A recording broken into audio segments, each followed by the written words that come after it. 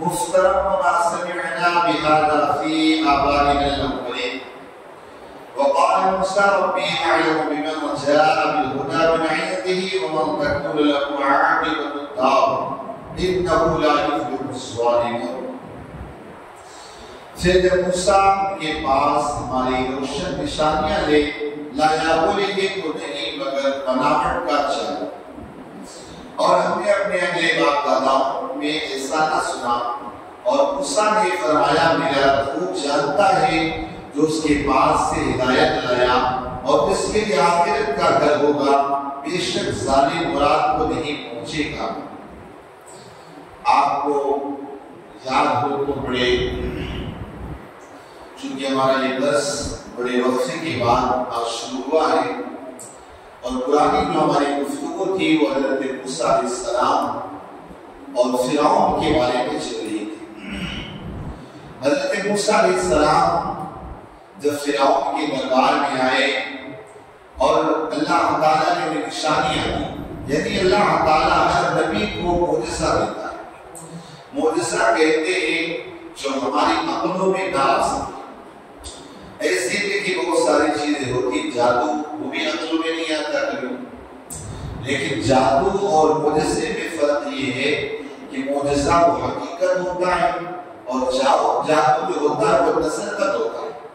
وہ آنکھوں کا ایک کرشمہ ہوتا ہے، ایک کاریگری ہوتی ہے، وہ دکھاوٹ بناوٹی ہوتی ہے، لیکن جو معجزہ ہوتا ہے وہ حقیقت ہوتا ہے. جادو میں آنکھوں کی بندش کر دی گئی اور میں نظر کچھ ایسے آئی، حالانکہ وہ کچھ ایسا ہوتا ہے صرف آنکھوں کی بندش اس وقت جادو کے اندر ہوتا ہے، اور معجزہ جو ہوتا ہے وہ حقیقت میں ہوتا ہے. جیسے موسیٰ علیہ السلام نے اور جادوگروں نے وہاں پر معجزے تھے، موسیٰ علیہ السلام نے معجزہ دکھایا، جادوگروں نے اپنا جادو دکھایا. وہ ساری رسیاں سانپ بنائے پڑ گئے، رسی تھے سانپ بھی بنائے پڑ گئے.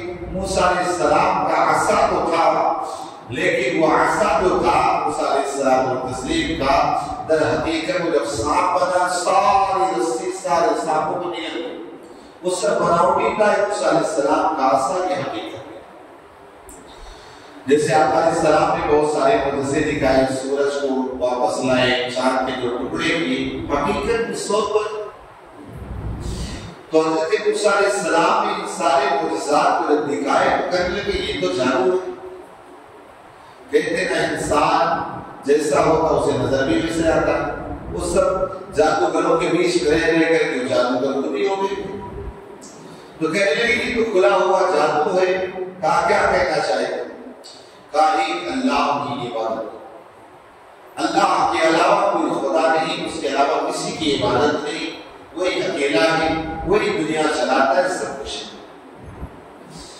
تو فرعون کہنے لگا سن لو خدا تو صرف میں ہی، میرے علاوہ کوئی خدا نہیں.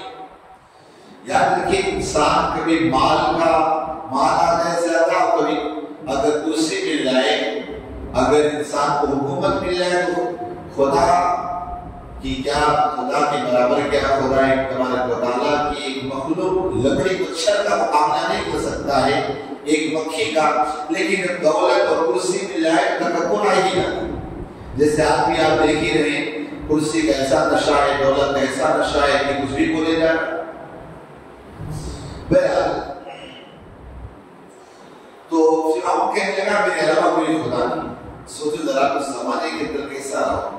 ابھی تو 5 سال میں چینج ہونے کا سسٹم ہے کہ 5 سال میں چینج ہو جائے گا، چلو اٹھا کے پڑھا دیں گے. لیکن اس زمانے کے اندر تو کوئی تھا ہی نہیں، کوئی 5 سال میں کوئی الیکشن نہیں ہو رہا. بادشاہ کب تک رہے گا کچھ ہوتا نہیں. بہرحال تو فرعون نے کہا میرے علاوہ کوئی خدا نہیں ہے، میں ہی خدا ہوں. اور کہا مرنے کے بعد تمہیں جیسا کرو گے ویسا تم اس کا بدلہ بھگتنا پڑے. تو فرعون کے لوگ کہنے لگے کیسی بھی بات کر رہے ہو، آدمی مر گیا تھا پھر اس کا کون سا حساب کون سا بدلہ ہے. کہا تم نئی نئی باتیں کچھ لے کے آتے ہو نا، ہم نے سنا نہ ہمارے باپ داداؤں نے سنا، ایسی سی بات لے کر ایسی کوئی حقیقت نہیں ہے، بس مر گیا انسان ختم، کوئی خدا نہیں، دنیا کا سسٹم یوں ہی چلتا. تو فرعون نے کہا وقال فرعون یا ایھا الملأ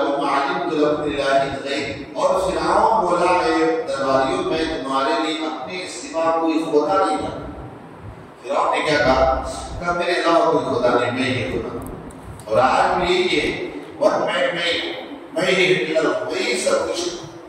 فَأَوْقِدْ لِي عَلَىٰ الدِّينِ فَاجْعَلْ لِي صَلَاحًا لَعَلِّي أَرْجِعُ إِلَىٰ مُوسَىٰ إِلَىٰ إِلَٰهِ مُوسَىٰ وَإِنِّي لَأَظُنُّهُ مِنَ الْكَاذِبِينَ۔ پر حمان میرے لیے تارا پکا کر ایک محل بنا کہ شاید میں موسیٰ کی خدا کو جھانکا ہوں، اور بے شک میرے گمان میں تو جھوٹا ہے۔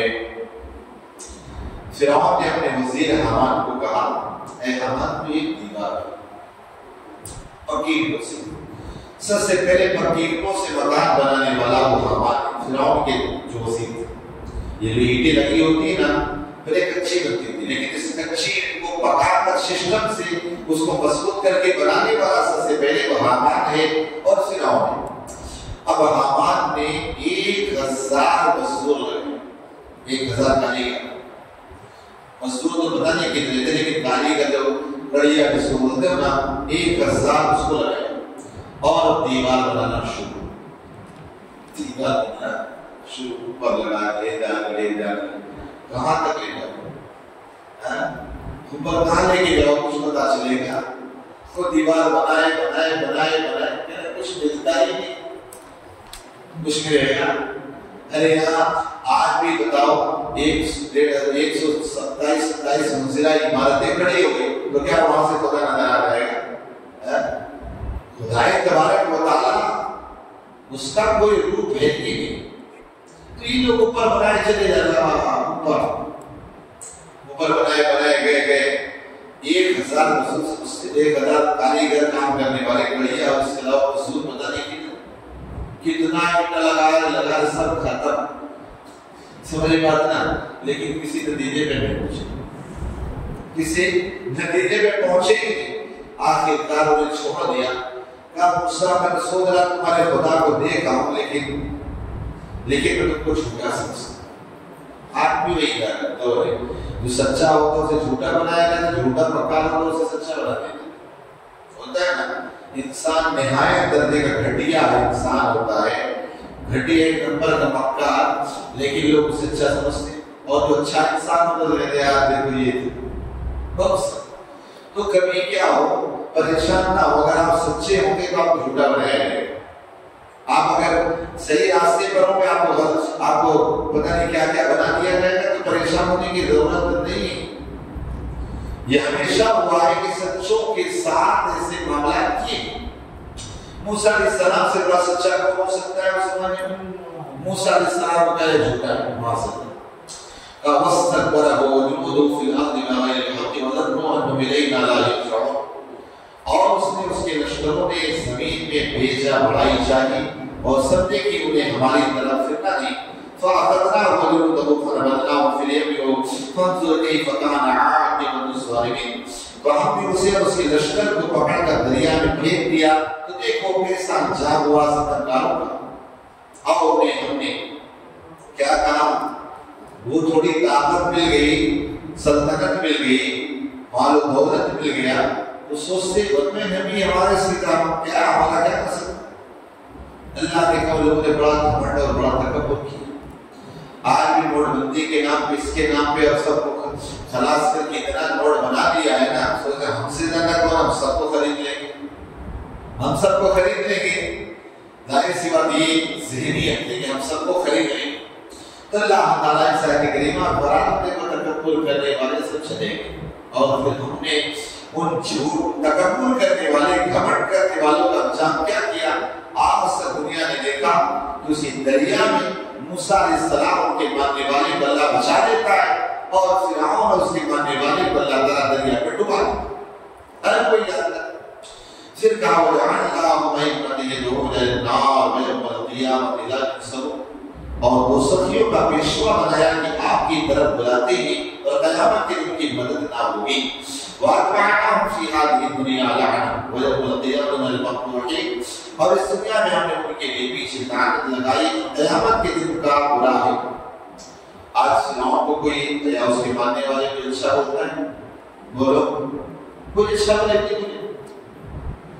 نمرود کے ماننے والے یا نمرود کے کوئی اچھا بولے گا؟ نہیں۔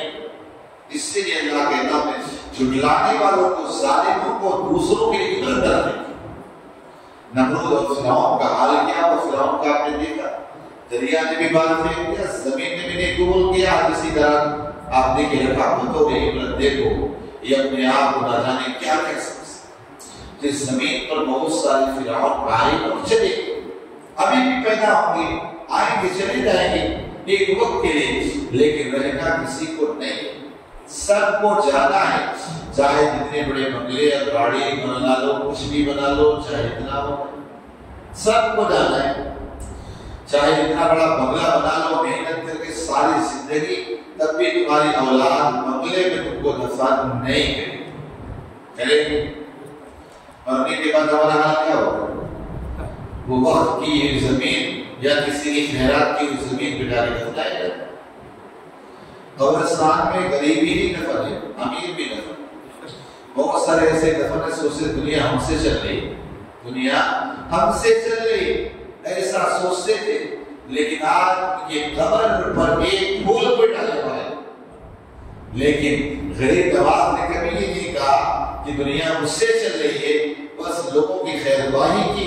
आज दुनिया के लोग फूल ले के कब्र पे चले जाते हैं कि तो जाहिर सी बात है ना, कोई समझे कि दुनिया हमसे चल रही, इस दुनिया के अंदर चाहे इतना कमा लो, सब कुछ कर लो और सबको राजी कर लो, कोई हासिल नहीं, अल्लाह को हासिल। बीवी को राजी करो, वो भी टेंशन देती रहती, बच्चे को राजी करो, वो भी एक टेंशन, किस को राजी करो? ये वैसे भी इंसानों को राजी करके कुछ मिलता नहीं। आप एक इंसान के साथ चाहे कितना भलाई कर डाले, कुछ भी कर डाले, लेकिन आखिरकार उसका मतलब निकलते साथ भूल जाएंगे। मैंने बताया बहुत सारे शागिर्द मेरे मौलाना है, मोहल्ले के हाफिज हैं, कारी, सही बात, लेकिन आज खुद पीर साहब को सलाम भी करो, ठीक भैया अपनी जिंदगी गुजार। तो ये होता है कि बहुत कुछ पढ़ने के बाद, लिखने के बाद, जिसके साथ एक उस्ताद का मकाम कितना अजीम, जिस तरह माँ बाप का मकाम हो, उस्ताद का मकाम। अगर माँ बाप दुनिया में आने का सबब है, तो एक उस्ताद आपको ऊपर ले जाने का सबब बनता है। एक उस्ताद तुम्हें सिखाता है ताकि खुदा की बारगाह में कैसे पहुंचोगे, खुदा का कुर्ब कैसे मिल सकते। और इस आयत करीमा में बताया, जो शख्स किसी को गलत रास्ता दिखाता है, गलत रास्ता, पर इसे बात के अंदर आया है कि जो गलत करते जाएंगे या उसके थ्रू जितने करेंगे, सबको उसका अज़ाब मिलेगा, सबको उसका गुनाह मिलेगा। लेकिन अगर आपने किसी को नेक बना दिया, तो उस नेक बने हुए इंसान को जितना सवाब उसको मिलेगा, आपको भी मिलेगा। आपके सवाब में कमी नहीं, लेकिन आपने किसी को अच्छी राह दिखाई, कोई अच्छी चीज सिखा दी, अल्लाह ताला उसको भी सवाब देगा, तेरे को भी सवाब। लिहाजा अपना अच्छी चीजों की सजाने वाले, सुनाने वाले, बनाने वाले, बताने वाले बुराइयों के नहीं। अगर बुराई का अड्डा आपने बना दिया, जो बुराई करता रहेगा उसका अज़ाब आपको मिलता रहेगा। अल्लाह पाक हम सबको कहने से सलाम